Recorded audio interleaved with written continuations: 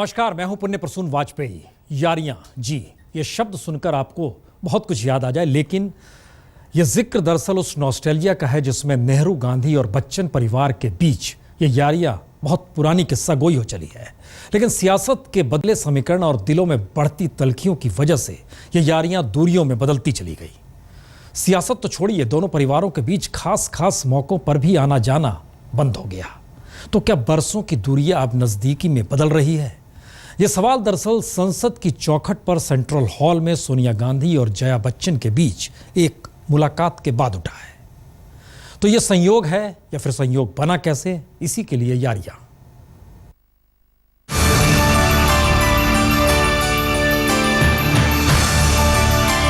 सियासत और सिनेमा के इन दो सबसे ताकतवर परिवारों के बीच कभी रिश्तों की मजबूत जंजीर थी।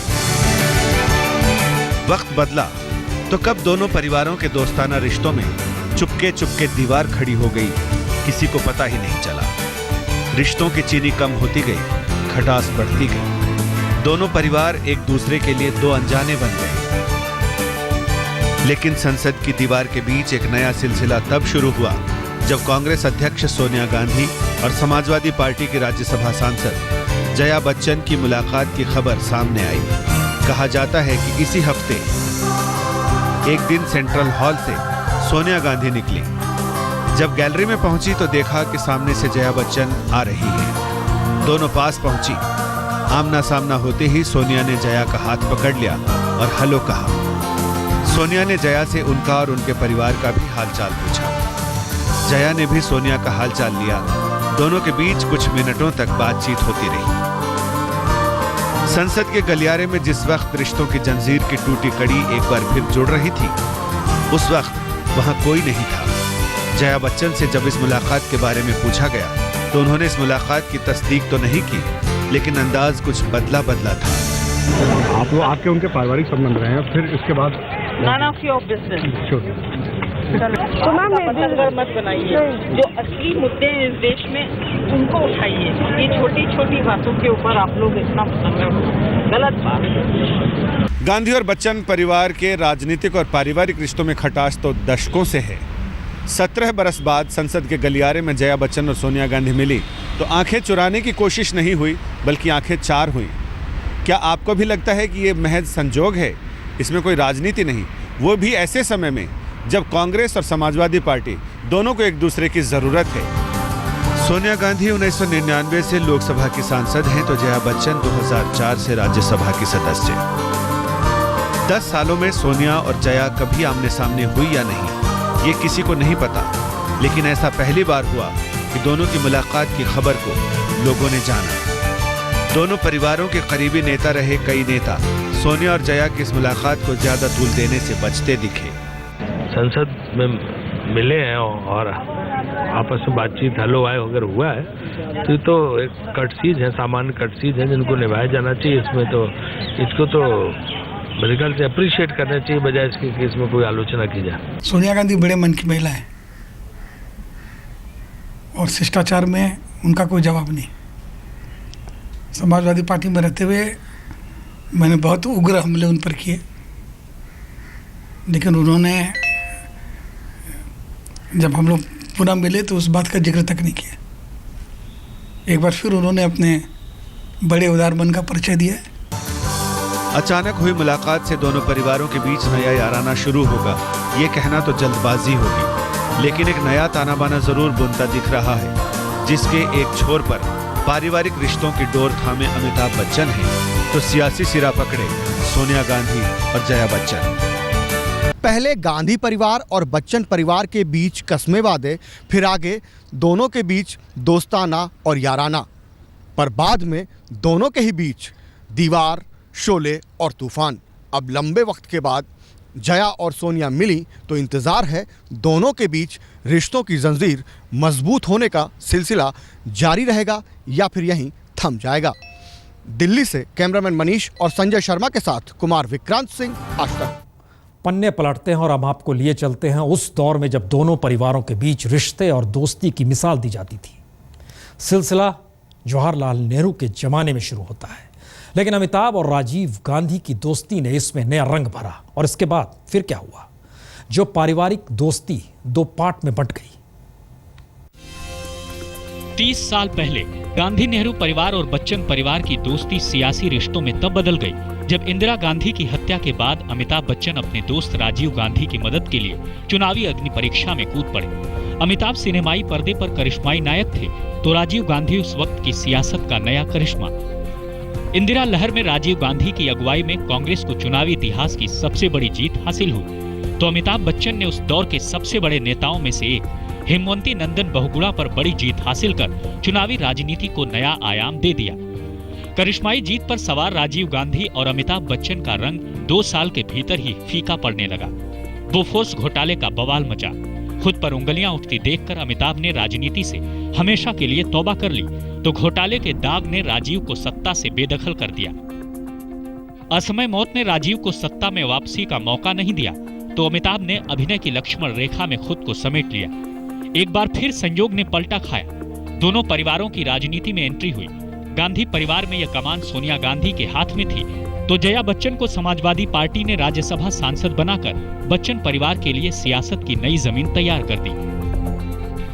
1993 में अमिताभ बच्चन तब समाजवादी पार्टी के करीब आए जब मुलायम सिंह सरकार ने हरिवंश राय बच्चन को यश भारती सम्मान से सम्मानित किया। कहा जाता है कि 1996-97 में जब यूनाइटेड फ्रंट की सरकार केंद्र में बनी तो बच्चन परिवार का सियासी झुकाव समाजवादी पार्टी की तरफ होने लगा था। इसी दौर में गांधी और बच्चन परिवार के रिश्तों में आई खटास सरेआम होने लगी। एक दूसरे को लेकर हमेशा खामोशी बरतने वाले दोनों परिवारों के बीच वाक युद्ध शुरू हुआ। का एक्सपीरियंस है, ये मैं देख चुकी हूँ। जब अमिताभ जी और हमारा परिवार बहुत तकलीफ में थे, बहुत भारी संख्या से जीतने के बावजूद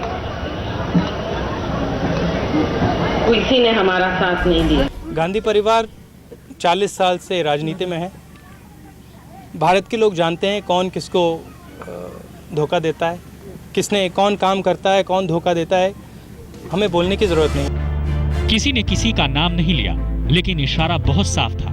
बात तो तब साफ हो गई जब इस विवाद में अमिताभ बच्चन ने किसी फिल्मी हीरो की तरह एंट्री मारी। बात बात में निकली बात ने रिश्तों पर तमाम सवाल खड़े कर दिए। इस परिवार, गांधी परिवार, नेहरू परिवार ने भारतवर्ष के ऊपर सदियों से राज किया है। वो राजा हैं, हम रंक हैं। राजा निर्धारित करेगा कि किसके साथ उसको संबंध बनाना है, किसके साथ उसको दोस्ती निभानी है। रंक नहीं निर्धारित कर सकता। हमारा स्नेह, हमारा प्यार, हमारा आदर उस परिवार के लिए हमेशा रहेगा, लेकिन उन्हें निर्धारित करना होगा कि वो इस रंक के साथ अपना रिश्ता बनाए रखेंगे। ये वो दौर था जब सोनिया ने हाशिए पर खड़ी कांग्रेस को सत्ता में वापस लाने का करिश्मा कर दिखाया था। अमिताभ ने जो कुछ भी कहा उससे साफ था कि दोनों परिवारों के रिश्ते टूटने की फांस बहुत गहरी है और इस मामले में उन्हें किसी का भी बोलना रास नहीं आया। हमारे रिश्ते तो कायम है। देखिए, मैं ऐसा मानता हूँ कि जो रिश्ता माँ बाबू जी का था, पंडित जी के साथ, इंदिरा जी के साथ, वो पारिवारिक एक रिश्ता था, वो एक बंधन था।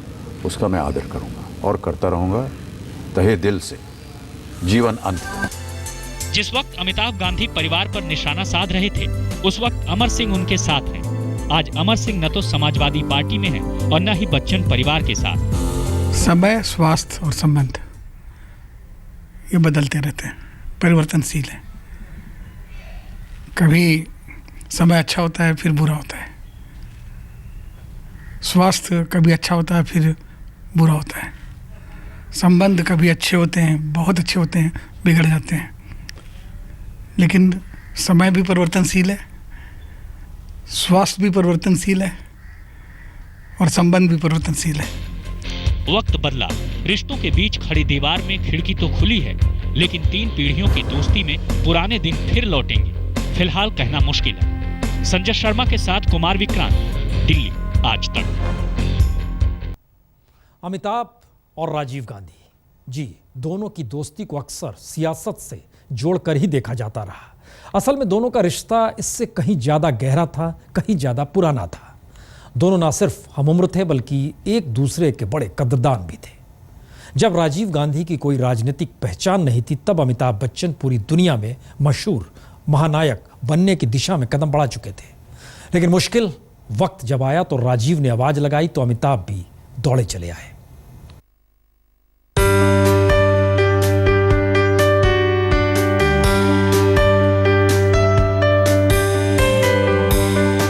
बच्चन और गांधी परिवार में यारियां जवाहरलाल नेहरू के जमाने से शुरू होती हैं और इंदिरा गांधी के दौर में नए सिरे से परवान चढ़ती हैं। तब हरिवंश राय बच्चन और नेहरू एक दूसरे के कद्दान थे, तो इंदिरा के जमाने में राजीव और अमिताभ एक दूसरे के जिगरी दोस्त बने। फिर साल आया 1984, जब इंदिरा गांधी की हत्या हुई। गम की उस घड़ी में पूरे देश की तरह अमिताभ भी राजीव के साथ खड़े रहे, लेकिन इस घटना ने राजीव और अमिताभ की दोस्ती में नया दौर शुरू किया। राजीव को सिर्फ सहानुभूति नहीं, बल्कि अपने जिगरी दोस्त का हर कदम पर साथ चाहिए था। राजीव ने इशारा किया और अमिताभ फिल्मों में अपना भरा पूरा करियर छोड़कर राजनीति में आ गए। हालांकि तब पिता हरिवंश राय बच्चन अमिताभ के फैसले से इत्तेफाक नहीं रखते थे, लेकिन मां तेजी बच्चन के साथ पत्नी जया बच्चन ने हौसला बढ़ाया। अमिताभ सिर्फ राजनीति में राजीव के साथ खड़े रहने नहीं आए थे, बल्कि इलाहाबाद के चुनावी समर में भी उतर गए। अपने होम टाउन से अमिताभ रिकॉर्ड मतों से विजयी भी हुए, लेकिन राजनीति अमिताभ को रास नहीं आई। 1987 में बोफोर्स घोटाले की सुर्खियां बनते ही अमिताभ के लिए सियासत के समीकरण बदलते दिखे। तब इसमें नाम अमिताभ का भी उछला था और राजीव का भी, जिनका साथ देने वो राजनीति में उतरे थे। चौतरफा हो रहे हमलों के बीच अमिताभ के मन में राजनीति को लेकर उबन बढ़ती गई और आखिरकार उन्होंने सांसद से इस्तीफा दे दिया और राजनीति से हमेशा हमेशा के लिए अलग हो गए। राजीव से दोस्ती फिर भी बनी रही, दलीय राजनीति से वो अलग रहे। 1991 में राजीव गांधी की हत्या के बाद तो जैसे अमिताभ के लिए राजनीति की दुनिया ही सूनी पड़ गई। बोफोर्स मामले में उन्हें आगे चलकर क्लीन चिट भी मिल गई, लेकिन तब तक अमिताभ ये मान चुके थे राजनीति के लिए वो बने ही नहीं। आज तक ब्यूरो। 1988 में अमिताभ ने संसद से इस्तीफा दिया और राजनीति से संन्यास लिया और उसके बाद कभी सक्रिय सियासत का रुख नहीं किया। सिनेमा के शहंशाह के लिए हालांकि इसके दरवाजे कई बार खुलते दिखे, लेकिन अमिताभ बच्चन को यह मंच कभी गंवारा नहीं हुआ।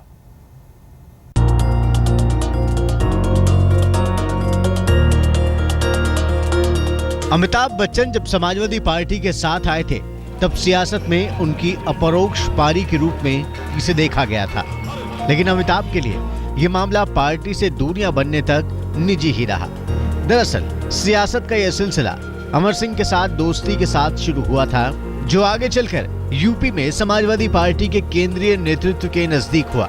अमिताभ ने यूपी के लिए विज्ञापन फिल्मों में भी काम किया, जिसकी आलोचना भी हुई।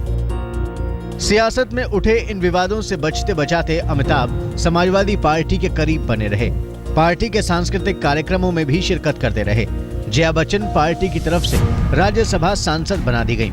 इसी साल जनवरी में जया बच्चन ने कहा कि पार्टी आलाकमान ने अमिताभ को लोकसभा चुनाव लड़ने को कहा था, लेकिन अमिताभ इसके लिए राजी नहीं हुए। जया बच्चन अब भी सांसद हैं, लेकिन समाजवादी पार्टी और बच्चन परिवार में दूरियां जग जाहिर हो चुकी हैं। अमिताभ अब गुजरात के ब्रांड एम्बेसडर हैं। विवाद इसे लेकर भी उठे। इसे अमिताभ और मोदी की निजी नजदीकियों के तौर पर देखा गया, लेकिन अमिताभ ने साफ किया वो गुजरात का प्रचार करते हैं, किसी व्यक्ति का नहीं। इस भूमिका में वो आज भी हैं, लेकिन जया और सोनिया की दोस्ताना मुलाकात के बाद क्या अमिताभ की ये भूमिका बदलेगी? सियासत के तीसरे मोर्चे का खाका अभी पूरी तरह तैयार नहीं है। ऐसे में अमिताभ की भूमिका सिर्फ कयास ही हो सकती है। हाँ, जया और सोनिया की मुलाकात इससे और हवा दे रही है। फिलहाल तो बात दोस्ती के नए दौर की ही हो रही है। आज तक ब्यूरो।